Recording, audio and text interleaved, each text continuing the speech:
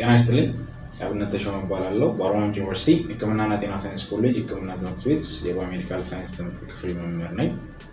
በዛሬው ዕለት የሆድ ጥገኛ ትላትልና ሺስቶሶሚያሲስ ወይም ደግሞ በሌላ ስሙ ብላርዚያ በመባል የሚታወቀው በሽታ በሰው አካላት ውስጥ ያሉት ንጥረ ነገሮች ላይ በተለይም ቪታሚንስ እና ሚነራልስ የሚባሉ ላይ ያለውን ኢፌክት ወይም ደግሞ ተጽዕኖ ምናይ ይሆናል ማለት ነው።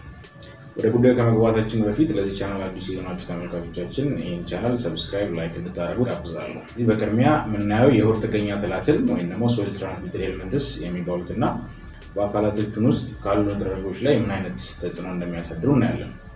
ሶይል ትራንስሚትድ ኤሊመንትስ የሚባሉት ከኤንቲዲ ውስጥ ወይም ደግሞ ትኩረት የሚሹ ቆላማ አካባቢ በሽታዎች ውስጥ በፕሪቫለንስ ከብዙዎቹ በቀደምትነት የሚጠቀሱ ናቸው። ዋነኞቹ ሶስት ናቸው። የመጀመሪያው አስካሪስ ሊምብሪኩዌደስ ይባላል ወይም ደግሞ በሌላ ስሙ ራውንድወርም ይባላል። ሁለተኛው ትሪኮቢስትሪክሪያ ይባላል በሌላ ስሙ ሂፕወርም ይባላል። ሶስተኛው ሁክወርም ይባላል። እነዚህ ሶስቱ በእኛ ሀገር በብዛት የሚገኙ ናቸው። በተለይ ዕድሜያቸው ከ5 እስከ 14 ዓመት ያሉ ህጻናት ላይ በብዛት የሚታዩና በንጽህና ጉድለት የሚመጡና ከአንድ ሰው ወደ ሌላ ሰው የሚተላለፉ በሽታዎች ናቸው። እነዚህ ሶስቱ በሽታዎች በአካላታችን ውስጥ ያሉ በርካታ ቪታሚንስ እና ሚነራል ላይ የተለያዩ ተጽዕኖዎችን ያሳድራሉ። በተለይም የመጀመሪያው ተጽዕኖ የሚያሳድሩበት ኤሌመንት አይረን ይባላል። አይረን ማለት ወይንም በተለምዶ ብረት ወይንም የላስም ብረት የሚባል ነው። ይሄ አይረን በርካታ ጥቅሞች አሉት። ይሄኛው አይረን ትሬስ ኤሌመንት ይባላል። ዋነኛ ጥቅሙ የደም በተለይም የቀይ ደም ሴል ውስጥ ያለውን ሄሞግሎቢን የተባለው ንጥረ ነገር ለመስራት የሚያገለግል ነው። አይረን ከዚህ ውጪ በርካታ ለቦዲ ጥቅሞች አሉት። ስለዚህ እነዚህ ኤስቲኤች የሚባሉት አይረን ሎስ ወይም ደግሞ ከቦዲ ውስጥ ብዙ አይረን ሉዝ እንድናደርግ ያደርጋሉ። ስለዚህ አይረን ዴፊሺየንሲ ሊያመጡ ይችላሉ ማለት ነው። ወይም ደግሞ የአይረን እጥረት ሊያመጡ ይችላሉ። ስለዚህ አይረን አጠረ ማለት ተያይዞ የቀይ ደም ሴል የሚያጥራል። በዛ ተያይዞ ደግሞ አኒሚያ የሚባለው በሽታ ይመጣል ማለት ነው። ይህ አኒሚያ አይረን ዴፊሺየንሲ አኒሚያ ይባላል ማለት ነው።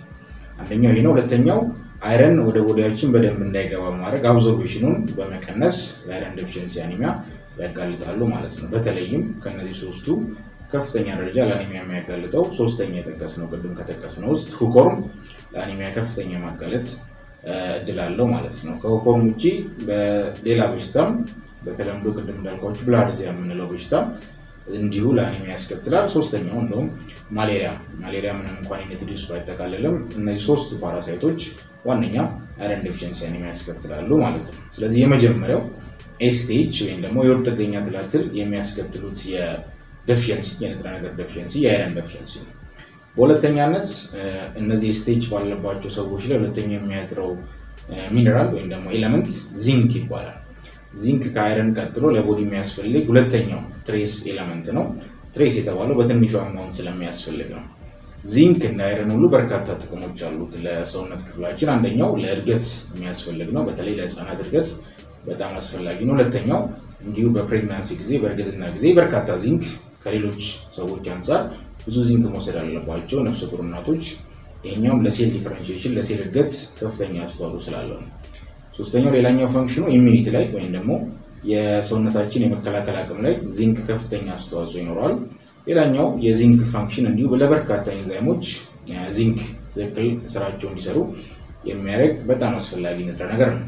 ከዚህ ከተቀስነው ውጪ ዚንክ በተደጋጋሚ ጊዜ በጉንፋን የመያዝ እድላችንን ይቀንሳል። እንዲሁም ደግሞ ጉንፋን ያለባቸው ሰዎች ቶሎ እንዲያገግሙ ዚንክ ሰፕሊሜንቴሽን አስፈላጊ እርዳታ ያደርጋል ማለት ነው። ስለዚህ ኤስቲኤች ያለባቸው ሰዎች እንዲሁ ዚንክ በጣም የሚያጥራቸው ስለሆነ ይሄኛው ሌላው አንደኛው ጎጂ መንገድ ነው ማለት ነው። ስለዚህ የመጀመሪያው አይረን ዴፊሺየንሲ ያስከትላል። ሁለተኛው ዚንክ ዴፊሺየንሲ ያስከትላል። ሶስተኛው እና ብዙ ጊዜ የማይሰማው ኤሌመንት እና በኤስቲኤች ዴፊሺየንሲ የሚያመጣበት ኤሌመንት ሲሊኒየም ይባላል። ሲሊኒየም በርካታ ጥቅሞች ያሉት ሲሆን ዋነኛው የሲሊኒየም ጥቅም ታይሮይድ ሆርሞን የሚባለው በደንብ እንዲመነጭ ያደርጋል። ይህ ታይሮይድ ሆርሞን ለሜታቦሊዝምም ለሰው እድገትም የሚያገለግል በጣም አስፈላጊ ሆርሞን የሆነ ነው። ከታይሮይድ እጢ የሚመነጭ ሆርሞን ሲሆን በርካታ ከቦዲያችን ውስጥ ካሉት አካላት ሁሉ በጣም ብዙ ሲሊኒየም ያለው የታይሮይድ ግላንድ ወይም ደግሞ ታይሮይድ እጢ ነው ማለት ነው። ስለዚህ ዋነኛው የታይሮይድ ሆርሞን ፈንክሽን እንዳልኳችሁ እድገት ላይ ይሳተፋል።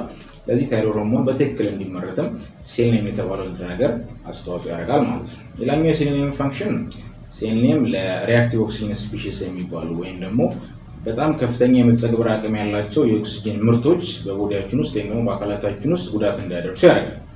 እነዚህ ሪአክቲቭ ኦክሲጅን ስፒሺስ የሚባሉት በጣም ከፍተኛ የመጸግበር አቅም ስላላቸው የተለያየ በሽታዎችን ያስከትላሉ። ከነዚህም ውስጥ የልብ በሽታ ሊያስከትሉ ይችላሉ፣ አልዛይመር ዲዚዝ ወይም ደግሞ የመዘንጋት በሽታ ሊያስከትሉ ይችላሉ፣ እንዲሁም የተለያየ አይነት ካንሰሮችን ያስከትላሉ። ስለዚህ እነዚህ ሁሉ ክሮኒክ ዲዚዝ በሽታዎች የሚከሰቱት በሪአክቲቭ ኦክሲጅን ስፒሺስ አንደኛው ነው ማለት ነው። ስለዚህ ሴሌኒየም በበቂ ሁኔታ ካለ እንደዚህ በሽታዎች እንዳይከሰቱ ያደርጋል ማለት ነው። ስለዚህ ቅድም በተነጋገርነው መሰረት የወቅት ጥገኛ ትላትሎች በቦዲ ውስጥ የሚገኘው ሴሌኒየም በጣም በማሳነስ ሰውነታችን እነዚህን ሪአክቲቭ ኦክሲጅን ስፒሺሶች እንዳይቀንስ በማድረግ ለተለያዩ አይነት በሽታዎች አጋልጦ ይሰጠናል ማለት ነው። ስለዚህ ዋነኛ ኤስቲኤች የሚቀንሷቸው ሚነራሎች እንዳልኳችሁ አይረን የመጀመሪያ ነው፣ ሁለተኛው ሴሌኒየም ነው፣ ሶስተኛው እንዲሁ ዚንክ ነው። እነዚህን በመቀነስ የተለያዩ ቦዲያችን ውስጥ ያሉ አክቲቪቲዎች እንዲቀንሱ በማድረግ ህፃናት በትክክል እንዳያድጉ ለተለያዩ በሽታዎች እንዲጋለጡ የሚያደርግ ነው ማለት ነው። ስለዚህ ኤስቲኤችን እንዳይተላለፍና በትክክል ንጽህና በመጠበቅ ህፃናት አደልቶችም እንዲሁ እንዳይጠቁ ማድረግ አስፈላጊ ነው ማለት ነው። ስለዚህ ይሄኛው መጀመሪያ የተከሰኩላችሁ ኤስቲኤች ነው ወይም ደግሞ የሆድ ጥገኛ ትላትልን ኢፌክት ነው ማለት ነው። ሁለተኛው የምናየው ሺስቶሶሚያሲስ ይባላል። ሺስቶሶሚያሲስ የተለያዩ ስሞች አሉት፣ በተለያየ ቦታ በተለያየ ስም ይጠራል። ሺስቶሶሚያሲስ ሌላ ስሙ ስኒል ፊቨር ይባላል።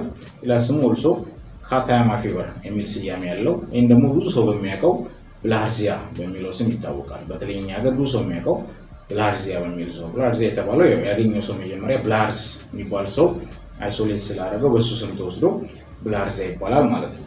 ብላሃርዚያ እንዲሁ የተለያዩ ንጥረ ነገሮች እጥረት በቦዲ ውስጥ እንዲከሰት ያደርጋል። ኖርማሊ ዋነኛ ብላሃርዚያ እጥረት የሚያመጣው በአይረን ላይ ነው። ኖርማሊ አይረን እጥረት የሚያስከትልበት የተለያየ መንገድ አለ። የመጀመሪያው ኢንፍላሜሽን በማስከተል አይረን እንዲያጥር ያደርጋል።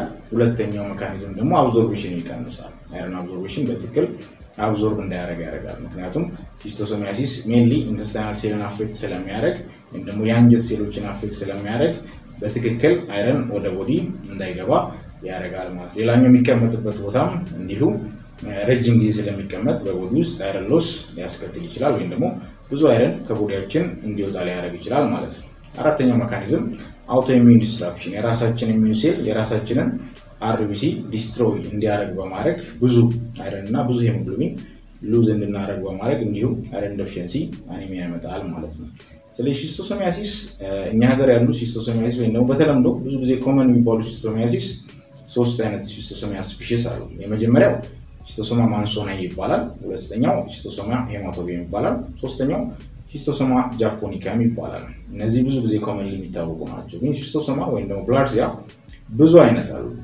እነዚህ መካከል ሺስቶሶማ ሜኮንጊም ይባላል፣ ሺስቶሶማ ኢንተርካላይደም ይባላል፣ ሺስቶሶማ ኮዋነሲስ ይባላል። እነዚህ ሁሉ በርካታ አይነቶች አሉት። ግን ፕሪቫለንሳቸው እንደተለያየ ሀገር የተለያየ ነው ማለት ነው። እኛ ሀገር ብዙ ጊዜ የሚገኙት ሺስቶሶማ ሄማቶቢየም እና ሺስቶሶማ ማንሶናይ ናቸው ማለት ነው። ሺስቶሶማ ሄማቶቢየም ሜንሊ ዩሮጄኒታል ትራክቶችን አፌክት ያደርጋል። ሌሎቹ ብዙ ጊዜ ለምሳሌ ሺስቶሶማ ማንሶናይ፣ ሺስቶሶማ ጃፖኒካም፣ ሺስቶሶማ ሜኮንጊ አይነት ያሉት ደግሞ ሜንሊ ኢንተስታይናል ሴልን አፌክት ያደርጋሉ ማለት ነው።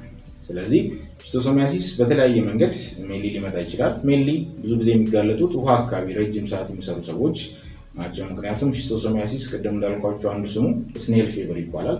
ምክንያቱም ዋነኛ ወደ አስተላላፊ ስቴጅ የሚያደርሰው ስኔል ውስጥ ከገባ በኋላ ወደ ቦዲ የሚገባው ስቴጅ ሰርካሪያ ስቴጅ ይባላል። ይህ ስቴጅ ሊደርስ ስኔል ከፍተኛ አስተዋጽኦ ስላለው ይሄ ስሙ ሌላ ስሙ ስኔል ፊቨር ይባላል ማለት ነው። በተለምዶ በእኛ ሀገር አክሊሉ ለማ ባገኘው መድኃኒት የሚጠፋው በሽታ ማለት ነው። ይሄኛው ሺስቶሶሚያሲስ የሚባለው ማለት ነው። ወይም ደግሞ በቀንድ አውጣ የሚተላለፈው በሽታ ማለት ነው። ስለዚህ ይሄ በሽታ ብዙ ጊዜ የሚተላለፈው ሰርካሪያ የሚባለው ስቴጅ የሰዎችን አካል ሰርስሮ መግባት የሚተላለፍ በሽታ ነው ማለት ነው። ብዙ ጊዜ ህፃናትም ትልልቅ ሰዎችም ውሃ ባለበት አካባቢ የተበከለ ውሃ ባለበት አካባቢ የሚንቀሳቀሱበት ጊዜ ይሄ ወደ አካላችን ገብቶ ይቆያል ማለት ነው። በአመት ውስጥ በዓለም ላይ እስከ 280,000 የሚሆኑ ሰዎች በዚህ በሽታ ምክንያት ይሞታሉ ማለት ነው። ስለዚህ ብዙ ጊዜ ቅድም የጠቀስኩላችሁ ኤስቲኤች እና ሺስቶሶሚያሲስ በሽታዎች ብዙ ጊዜ የሚታዩት ታዳጊ ሀገሮች ላይ ነው። በተለይም ከሳሃራ በታች ባሉ ታዳጊ ሀገሮች ናቸው። ሌላኛው አዲሽናል